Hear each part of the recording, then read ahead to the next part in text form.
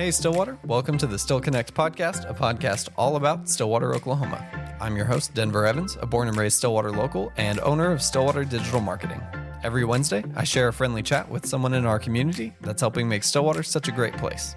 Whether you're a longtime resident or just a visitor, this is your place to plug in, stay inspired, and still connect with the stories that shape our community. And if you ever want to watch these interviews, you can check them out on YouTube. And I'm here today with Haydon Harris with Daddy-O's Music and The Herd. How are you? What's up, dude? So telling everyone just a little bit about yourself. You work here at Daddy-O's. Yeah. I started here at Daddy-O's about 10 years ago. Excuse me. And it was just kind of by chance. The old owner, Mike Shannon, I'd been coming in a lot and started playing out, having some gigs. Working in Louie's kitchen at the time. I was just bopping through here. And Mike was needing a new manager. And I remember this, I just had got a promotion and was kind of working my way to maybe be management at Louie's, or that's what I was hoping for. And Mike asked if I would come in and see if I liked doing this. And of course, I was very interested in music. My family come from a long line of musicians. I was like, yeah, I'll give it a shot. And really, initially, I thought I'd only be here like a couple years, but I've been here just over a decade now, and I've got to see not only Daddy-O's change quite a bit, but also watched Stillwater's music scene kind of have the ebb and flow of things. So it's been really rewarding to kind of have a front row ticket to that. Yeah. So where are you from originally? I'm from Shattuck, Oklahoma. Okay. Out in the armpit, as we call it. Not quite the panhandle. I don't admit to being from the panhandle, but pretty close. Yeah. Cool. So what brought you here? School. Nice. Yeah. Graduated from OSU? Or? I did. Cool. I did.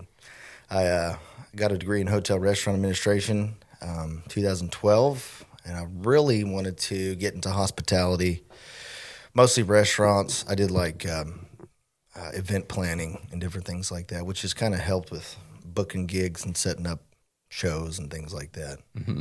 So, but you got pulled over here and just kind of... Yeah, I just fell in love with the town. The people, it's just, for me, Shattuck's got about 1,200 people. I graduated with 16 people. Wow. And I've never really seen myself as someone that could live in a city. I like visiting, like Oklahoma City, Tulsa, even bigger cities, you know. But I just don't really see myself staying or living in one. Stillwater's the perfect size for me.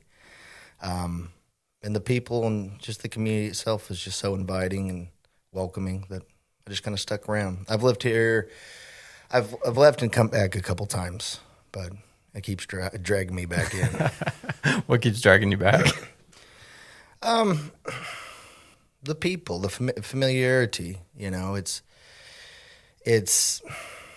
you know, if I go out, I go downtown or wherever, I always run into some people I know. And I know I can always have a good conversation no matter where I'm at. Very cool. So tell us about The Herd. Yeah, The Herd started 2012, and I actually there was 3 friends of mine that were musicians and came from various backgrounds, and they were getting really into like bluegrass music at the time, and I just so happened to have really been practicing quite a bit, and I learned this old song by Hoagie Carmichael called Down and Out, made famous by Eric Clapton on his Unplugged. And I remember going over their house where they rehearsed, and they were like, wait a second, people don't usually just learn this type of song and that type of style, so you get to come jam with us now. Mm-hmm. So we formed the band, came up with the name at my house, and it was just going to be Buffalo Jones, but I thought it'd be cool to add on the herd and have the play on words. Mm-hmm. So it was Buffalo Jones and the Herd for quite a while, but then we just shortened it to the Herd. Yeah. Very cool. That's a lot of fun. So you guys play a lot of local gigs? Yeah, mostly local stuff. Stone Cloud, of course, Stone Cloud is absolutely fantastic. I mean, tons of eclectic blends of local artists and other artists from out of town. And we've been very fortunate to have a little residency there. I think 3 years. And when the weather's nice, we just have our brunch function Sundays from 1 to 3. And it's just always a lot of fun there. Yeah. Even yesterday, our show yesterday was incredible. So this is going to be coming out this Wednesday. So what upcoming gigs do you have? We'll be at the OSU Botanic Garden Friday, I think June 5th. It might be 6th, one or the other. So that Friday at 5:45, and then another brunch function on that Sunday. We're also playing, it's kind of a semi-private party at Lake McMurtry. This group that we camp with when we go to the Bluegrass Festival up in Winfield, Kansas, they're having what they've dubbed Mick Winfield. So they're going to invite a lot of their people that camp with them from all over and camp out at McMurtry. And we'll be out there just, stomping up a dust cloud if it's not too wet. Yeah. Well, you'll either be stomping up a dust cloud or stomping in a mud puddle. One or the other. So, and you guys are playing Dancing Turtle. Yes. Now, aren't you playing, you yourself are playing 2 sets of Dancing Turtle? I believe that's right. We're gonna do the band on one of the main stages, and then me and Teresa Sorrells are gonna be doing the songwriter stage. Cool. In the living room? Yeah. Yep. Yeah. Very cool. Exciting. And then you guys are also going to be playing Block 34 live. I don't know the exact date off the top of my head, so whatever that actually is. But I want to say it's like the first or second one, right? So Yeah. it's either August 2nd or August 16th. yeah. Yeah. Block 34 live is going to be a lot of fun. It's gonna be wild. Yeah. I mean, they've made so much progress so quickly. I mean, who would have thought? And it just every time I go downtown and see it, it's just incredible how much progress they've made in such a little time. And all of the events are scheduled, and they're on their website, block34live.com. So definitely go check that out, see what all there's going to be. Each week is going to be a different theme, which is going to be awesome. Personally, I'm excited for Halfway to St. Patty's. That's going to be a lot of fun. Oh, It's yeah. going to be like an all-day Celtic Fest kind of thing. Man. But definitely the one that's like Bluegrass Americana is going to be a ton of fun. I'm excited for all that, especially after last night. Went out to a cookout with the Waxy Dargles. Oh, yeah, Waxy Dargles. Yeah, they're going to be man. halfway. Yeah. It just got me wanting to restring and tune up my old great grandfather's tenor banjo. We had a great time. Drank some whiskey, ate some food. Of course, a lot of jamming. Yeah. So Where are they out of? out of here, Stillwater. Yeah. Very cool. Yep. They're also going to be a Dancing Turtle for the Distill and Chill. So very fun. So tell me more just about your story and kind of how'd you get into music? Well, I started playing music when I came up to college, which is kind of funny because I really took for granted. I just thought everybody's dad and granddad played music. My granddad was a fiddle player. My dad's a bass player and a singer. So I grew up around that my whole life. But in high school and growing up, I played sports. So I didn't have a lot of time for music. But when I came up to college, my first college, went to Northwestern Oklahoma State on a golf scholarship. Didn't pan out. Yeah. But it was at that point I started playing guitar and writing songs a little bit. I've always really liked writing songs, and just even before I think I even played music, I just get a kick out of that. And I started doing that through college, and I never really played out because I was focused on getting through college, and I was kind of worried that if I started playing shows, I wouldn't get through college. I'd switch gears. But once I graduated here in 2012, I started the band, and just been kind of doing that off and on ever since. I got to move back to my hometown for a little bit and play in a family band with my dad, my granddad, a few other people, and it was a lot of fun. It was a memory I'll treasure forever, just because I don't think a lot of people get to say they did that. So, yeah, I love all things music. I like figuring out different instruments, or at least try to figure them out my own way, building a few, putting them back together, restoring. And Daddy-O's has been a great place for me to kind of figure those things out.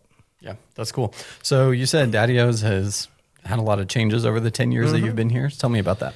Yeah, so the original owner, Mike Shannon, started it in '88, and he retired about 7 years ago and sold it to a guy that used to work for him back in the day from Stillwater, Andrew Wynn. And Andrew is he also owns Guitar House of Tulsa and is really big in the vintage and rare nationally, internationally. I just got to go down to Dallas to the International Guitar Show down there.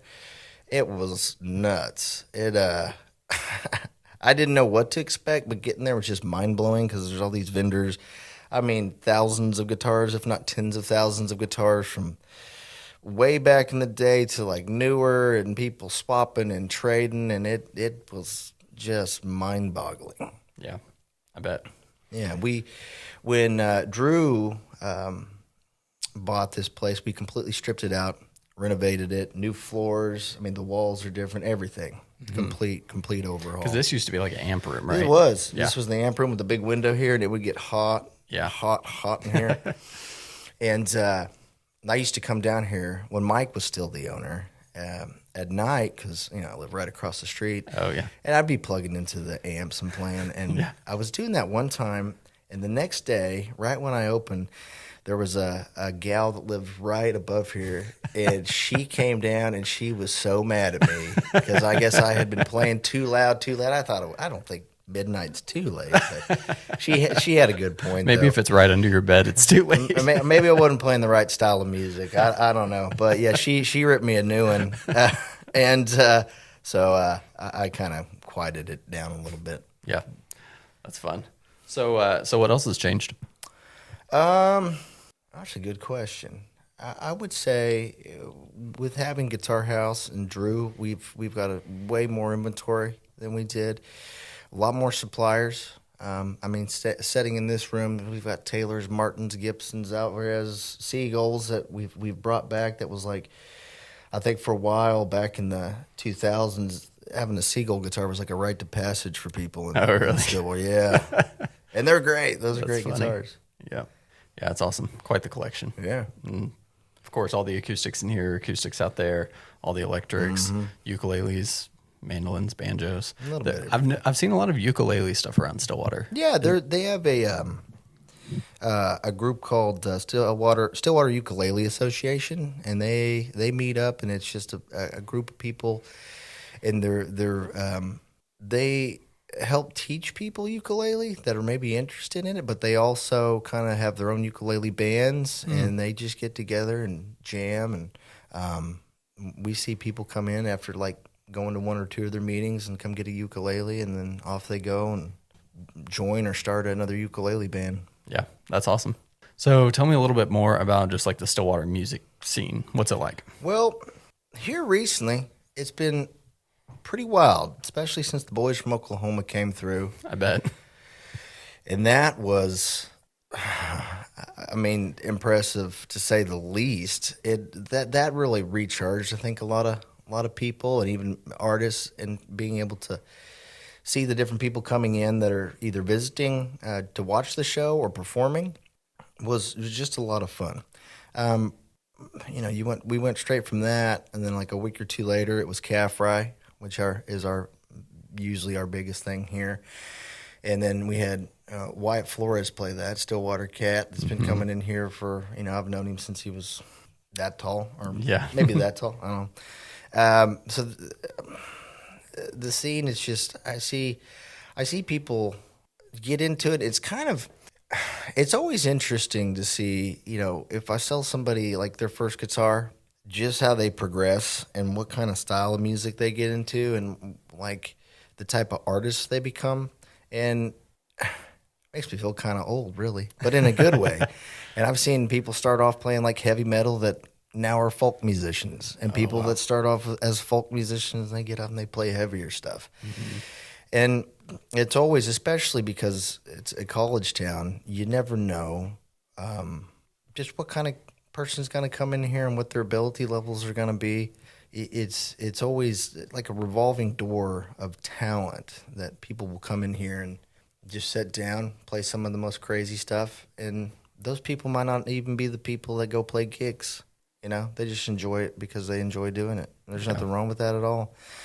But then some people just really get out there and get 3 chords, and away they go. And maybe they start getting a lot of spins on Spotify and popularity. Yeah. So the only thing I've gathered from all that is just like the old philosopher saying, I think it was Socrates. The only thing I know is I know nothing because I've been surprised so many times by different artists. Yeah, that's really cool. So would you feel like genre-wise, things are pretty consistent around here? A lot of like country, rock, red dirt, Well, definitely kind of in that area? Yeah, definitely red dirt. There's a lot of that, but also now I'm seeing more and more college bands come out, and there's kind of a resurgence in funk. Oh, yeah. I've seen a few funk bands kind of start and get going. Of course, like the indie and heavier stuff. That's out there too.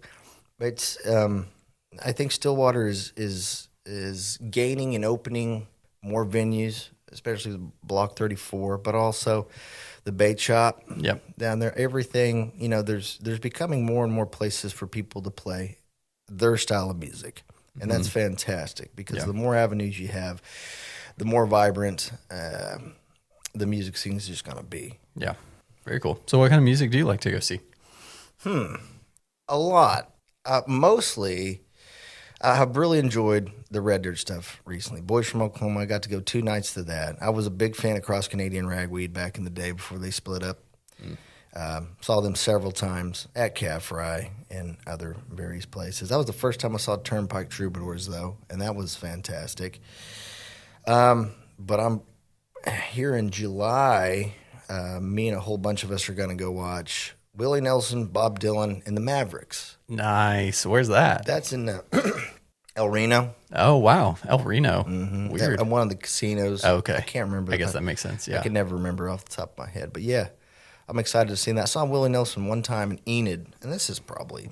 In Enid? Enid, yeah, at the Stride Center. Huh. And at that point, he was still in his late 80s, and I've listened to Willie Nelson my whole life. My folks are huge Willie Nelson fans. My mom likes to paint, and she mostly paints pictures of Willie Nelson.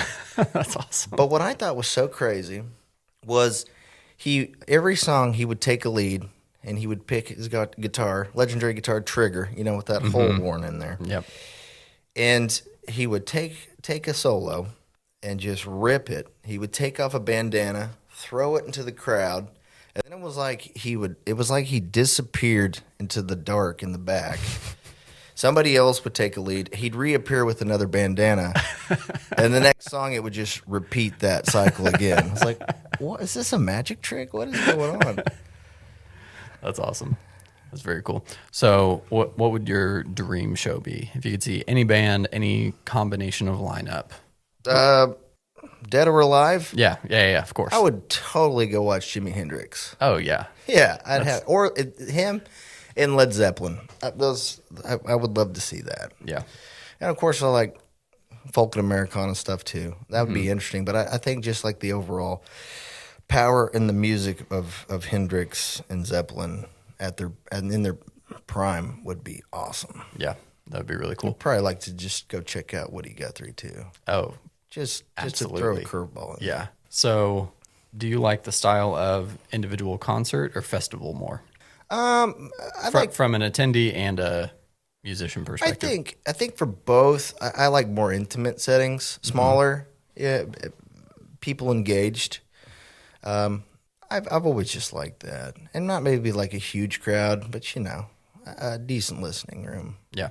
Or like the Tower Theater. That's a good one. Yeah, that's something like that. That's my speed for performing and going to shows. What has been your favorite individual experience performing in Stillwater? Well, just right now, I just can't really say enough about Stone Cloud. That place just makes you feel at home.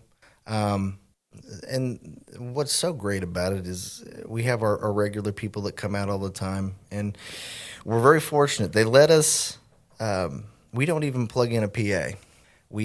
About a year ago, of course about a year ago at this time, there was a thunderstorm, and we started at 1 p.m., and it was raining pretty hard at about noon. And we're there, and we're like, we don't know if we can go set up the PA. It's raining, it's wet out there. And there wasn't a lot of people there at the time, so we're kind of like scratching our heads, like, well, what can we do? I mean, we kind of made the decision then, like, well, since there's not a lot of people here, we'll play just under the porch, under the awning. We won't plug in. we'll see how that goes. So I remember we just kind of get our instruments ready, and we sometimes start with the set break. So there was two ladies out there just having a pint, not real interested in the music, and we just start kicking around playing songs, and about 1:15 rolls in. Everybody floods in. So then we have like a pretty big crowd, and we're like, well, we're not plugged in, so we're getting on tables and we're just walking around and doing all that stuff. And it was great. People loved it. And so that's just been our formula since for that particular gig. Now, if we play like a evening gig there on like a Thursday, Friday, Saturday, we'll plug in and play that. Right. And it's just different enough, I think, that kind of keeps people interested. Yeah. It's really cool. So I imagine that you guys have a lot of like friends, of course. You, I'm sure, know a ton of other musicians in town just from working here, but who are some of the other bands that you guys play with often or like to play with? What we really like to do, especially for the brunch function, is just bring other musicians in, just bring an instrument. Yesterday, for example, we played with our old friend Dan Siebert. He came in and sat in with us. We played with a new friend of ours, Noah Woodward. He came in, picked some songs, sang a few songs. Really getting in, especially at that cookout at Waxy Dargles. Would love to collaborate with them more in some way or another. Might have to learn some Irish reels. There you go. Anything like I can dance a jig. I can play one maybe a little bit too. It's not too much of a stretch from bluegrass to. They're all cut from the same cloth a little bit. Yeah. But just anybody like that. Anybody that's rolling through town that we know. Of course, Dan's good friends with Chuck Dunlap, and when Chuck's in town, of course we get and we usually try to act as his backing band, which reminds me, I think that's what we're doing for Dancing Turtle as well. Will be Chuck's backing band. Oh, nice. Very cool. Very cool. Yeah. Are you guys going to play in Family Jam? I would like to get that started off. I feel like everybody, isn't that kind of the whole point of Family Jam is just kind of like. I would like to get all that. Oh, you're talking about for the Dancing Turtle. Yeah. Absolutely. Yeah. But we were doing our Wednesday night family jams. Oh, okay. Over in my big room. But I think now the talks are going to make it kind of move locations from maybe week to week or every other week. I think that would be fantastic. So what is that? That is, the idea comes from Tuesday Night Music Club, which used to be held at this big house in Cushing. Rick Riley and DJ Newberry, they would just invite all their friends, and a lot of their friends are musicians, and people would just come together and trade songs. That's where I met Nick Gedra for the first time, and a lot of other people. And it was just one of those things where like there's no judgment. People are just there singing songs, whether it be just individually or having people fill in and take leads, and that's kind of where we got the format for that. And we were doing that last year until it got too hot. Then it got too cold. And then I just got lazy and didn't clean the big room for months. And now that's scattered with car parts because me and Teresa are taking apart my old hot rod Buick. Oh, yeah. And trying to rebuild the interior of that. That's fun. But that I find, in that type of setting, I think nothing really helps you improve more as a musician than to just get up in a song swap circle and sing your song, take your leads, play songs with other people, because it just kind of makes you focus in and find the things that you can find to kind of add to somebody else's song. And that just opens up a lot of different creativity. And it's just a lot of fun, especially when you can just get together and, drink a little, eat a little, and jam a little. Yeah. Sounds like a good time. Yeah. Yeah. So if somebody was listening to this and they were like, man, I want to find a group like that to play with, how would they go about finding those people? Or maybe they're an artist who wants to do like an open mic. What are some good places around town for those kinds of just getting into the music scene? I know right now at Bad Brad's, they do they've got a really good open mic hosted out there by Dylan Moss. And they bring, I think there's always some other songwriters that go out and play. I think that's on Thursdays, if I remember correctly. Other ways to go about doing that, I would say put it out there on social media. We have a bulletin board still here that people actually use. They put their info on there. But I always recommend to people that say they're looking for somebody, or if they're looking for a band or anybody to jam, just have kind of what you do on social media and some videos.